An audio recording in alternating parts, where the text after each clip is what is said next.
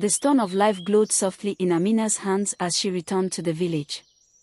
By morning, the river flowed clear again, and the villagers whispered her name with awe, though none knew what she had done. But Amina had no time to rest. That night, the drum's voice came again in her dreams. The second relic lies where voices do not die, but beware, for the forest remembers all it hears. She knew it could only mean one place, the Forest of Echoes. No one went there after dark. It was said that the forest repeated not only voices but also fears, secrets, and lies. Many who entered never returned. At sunrise, she packed a small bag, tucked the stone of life safely inside, and set off. The forest stood on the edge of Konkoro, its trees towering like silent guards. As soon as she stepped inside, the air grew thick. Every step she took echoed, but so did her heartbeat, her breathing, and then, voices. Amina, you will fail. You are too young. Turn back. They weren't real, yet they felt sharp enough to pierce her heart. Deeper in the forest, she reached a small clearing where a black stone pedestal stood. On it rested a silver pendant shaped like the moon. As she reached for it, a cold wind whispered her deepest fear, and this time, it wasn't a lie. The cold wind wrapped around Amina like icy fingers, and the forest whispered her fear. You will fail, and Konkoro will fall because of you. Her knees trembled. All her life, she had feared not being enough, too young, too small, too inexperienced to change anything. The voices in the Forest of Echoes fed that fear, each whisper heavier than the last. She wanted to run. But then she remembered the river, how she had chosen the path of sacrifice without hesitation. She remembered Malam Soni's words, only the chosen can carry the relics.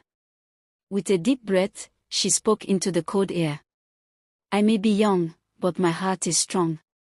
I will not fail, because I will not stop trying. The forest went silent. The wind calmed. The whispers faded like smoke in the morning sun. A warm light surrounded the pedestal. Amina stepped forward and took the silver moon-shaped pendant. The moment her fingers closed around it, the tree seemed to sigh in relief. 2 relics were now hers, but the drum's voice came again, faint and urgent. The final relic waits where light and darkness meet, and time is almost gone. Amina woke before dawn, her heart pounding with the drum's final message. Where light and darkness meet.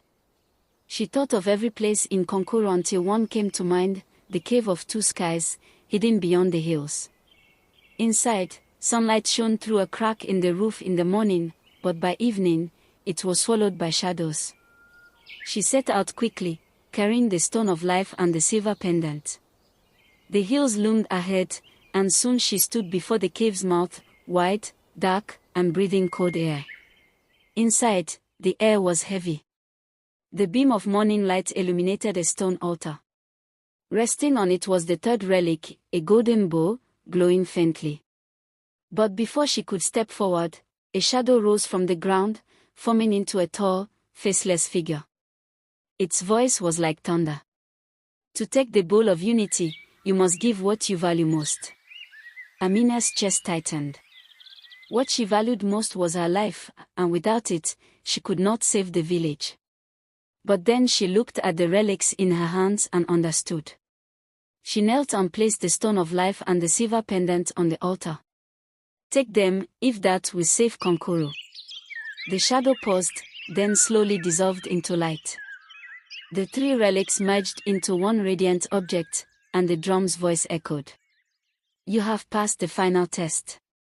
The relic's power will protect the village for another 50 years.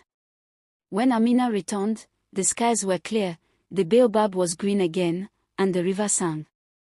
The villagers gathered, and though she told them little of her journey, they saw the strength in her eyes.